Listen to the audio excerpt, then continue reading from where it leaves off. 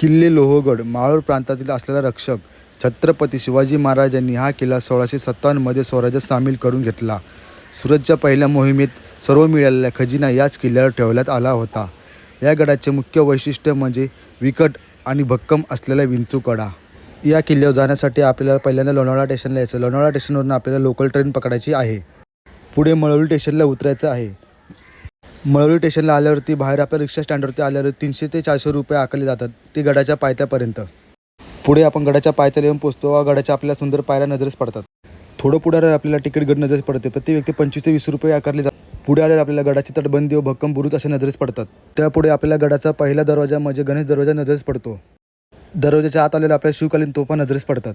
त्यापुढे आल्यावर आपल्याला बलाढ्य नारायण दरवाजा नजरेस पडतो आणि त्यापुढे आपल्याला धान्य कोटर अशी नजरेस पडते. थोडं अंतर पुढे आल्यावर आपल्याला गडाचा हनुमान दरवाजा नजरेस पडतो. त्याच्यात बाजूस असलेला आपल्या गडाचा महादरवाजा हा नजरेस पडतो.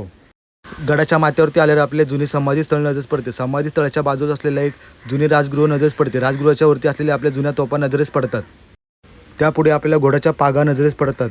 या ठिकाणी शिवकालीन घोड्यांना चारा पाण्याची व्यवस्था केली जायची. त्यापुढे गडावर असलेले शिव मंदिर हे नजरेस पडते. तसेच मंदिराच्या मागे त्र्यंबक तलाव हे नजरेस पडते. विंचूकड्याकडे जाताना आपल्या उजव्या साईडला एक लक्ष्मी कोठी नजरेस पडते. तर सुरतच्या मोहिमेत पहिल्यांदा मिळालेला सर्वच खजिना याच ठिकाणी ठेवण्यात आला होता.